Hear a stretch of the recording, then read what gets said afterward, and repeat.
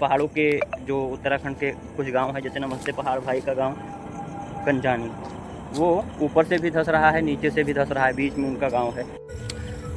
माता रानी आप सभी की मनोकामना पूर्ण करें। कल जैसा कि आप जानते हैं दोस्तों, बहुत चारों ओर शोर शराबा हो रहा है क्योंकि सब लोग तैयारी कर रहे हैं दुर्गा पूजा की। कल नवरात्र का प्रथम दिन है। आप सभी को हार्दिक शुभकामनाएं। माता रानी आपकी मनोकामनाएं पूर्ण करें। 25-30 पेड़ इसके थे, इसमें से 4 पेड़ बचे हुए हैं। कल एक भी फूल इसमें से नहीं रह जाएगा। 25-30 ही तोड़ लिया गया है क्योंकि ये बैक साइड में है तो यहाँ से घर से दिखाई नहीं देता। 3-4 उधर हैं, वो भी पूरा अभी देखा तो अभी 9 बज रहे हैं, अभी ही पूरा साफ कर दिया गया है। और इस पेड़ का पूरा देखिए क्या हाल बना दिया है दोस्तों। अंदर जाने के लिए किस प्रकार से ये, और क्योंकि स्पेशल ये वाले फूल भी चाहिए होते हैं। इसमें जो फूल खिलता है दोस्तों 1500 का लाए थे इसे। इसमें बड़ा बेहतरीन फूल होता है, ये स्पेशल है। इसके फूल के लिए गए होंगे। इसके बाद में इसका भी फूल कल सुबह आपको दिखाएंगे, नहीं मिलेगा। ये कौन सा पेड़ है आप कमेंट करिए। उसके बाद ये देखिए, इस गुड़हल में देख सकते हैं तोड़े हुए, क्योंकि हम लोग इनका तोड़ते भी नहीं हैं। और ये बेलपत्र भी हैं, यहाँ पर देखिए बचे हुए हैं। फिलहाल हमेशा तो नहीं रह सकते, ठीक है फूल तोड़े, मगर फूल तोड़ना अलग बात होता है। और इसका, और ये देखिए जो एकदम पास में है उसमें फूल मुरझुरा भी गए हैं, क्योंकि वो एकदम सामने रहते हैं। जो सामने नहीं है उसमें आप देख ही सकते हैं।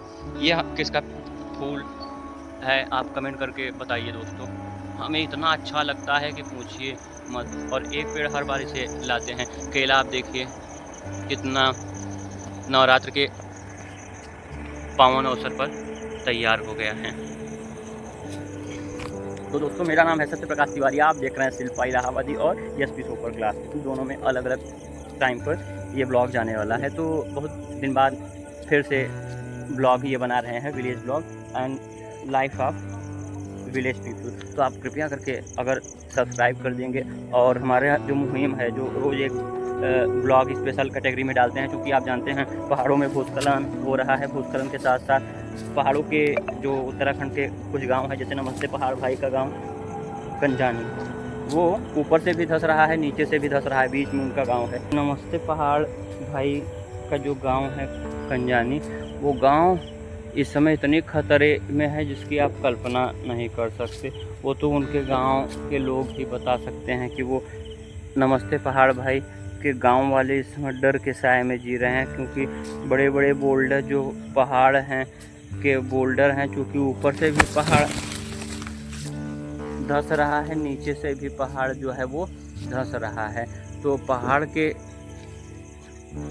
बीच में मान लीजिए ये पहाड़ है, ऊपर से वाला पहाड़ का हिस्सा, नीचे वाला पहाड़ का हिस्सा धंस रहा है, नीचे आ रहा है। अब सोचिए ऊपर का हिस्सा, अब उसके साथ में बोल्डर आ रहे हैं, बोल्डर जो खेतों में उनके रुके हुए हैं। तो आप कल्पना कर सकते हैं दोस्तों कि वो बोल्डर जब घरों पर आकर गिरेंगे क्या होगा। और जो पहाड़ उनके गांव में आएगा, अगर भगवान न करे कि उन ये हो, तो कितना खतरनाक है जो मलबा आएगा। और नीचे से अगर ज़्यादा धसान हो गया तो बहुत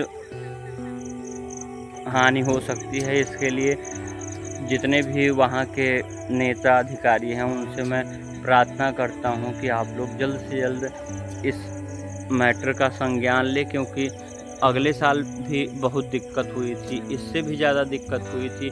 बहुत सारे नेता और अधिकारी आए थे, वो लोग आश्वासन देकर गए थे, मगर पता नहीं क्या कुछ कार्य भी किए या नहीं, वो तो नमस्ते पहाड़ भाई ही बता पाएंगे। मगर जितना उनके ब्लॉग से मैं पकड़ पा रहा हूँ कि there is no such type of important कोई चीज़ नहीं हुई है जिससे उनका गांव सुरक्षित हो सके, क्योंकि अगले साल से 2 साल लगभग होने को हुए हैं।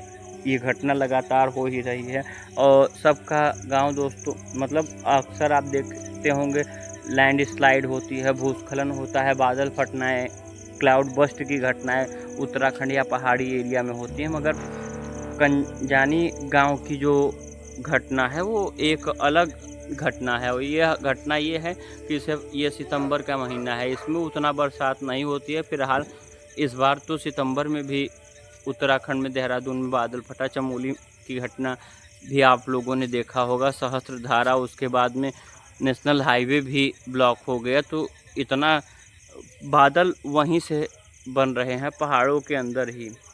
यह मानसूनी बारिश के अलावा भी कुछ और है। पहली बार पहाड़ों को क्रॉस करके मानसून जो है वो तिब्बत पहुंच रहा है। यह बड़ी घटना है, इसको पूर्ण रूप से इसका अध्ययन होना चाहिए।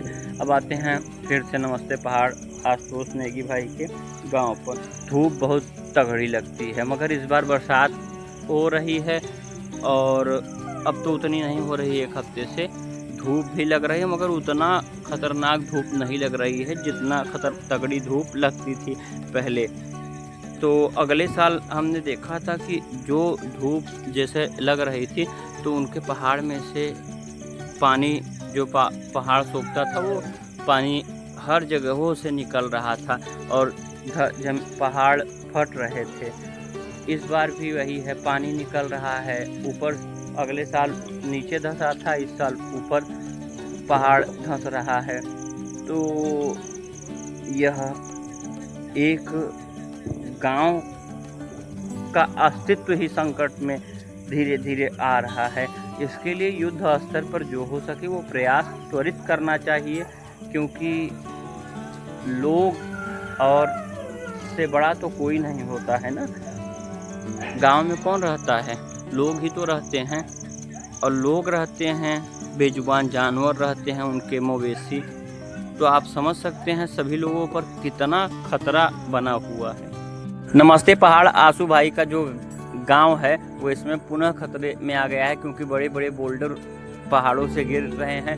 ऊपर की भी ज़मीन नीचे धंस रही है और नीचे की भी ज़मीन धंस रही है। बीच में उनका गांव एक दो पाटों के बीच में चक्की की तरफ पिसता चला जा रहा है। तो अगर कोई भी शेयर कर दे और ज़्यादा से ज़्यादा लोगों तक पहुंचा दे तो उनके गांव तक अगर एक अच्छी व्यवस्था हो जाए जिससे कि उनका गांव सिक्योर हो जाए तो हम एक और गांव को धंसने से बचा सकते हैं।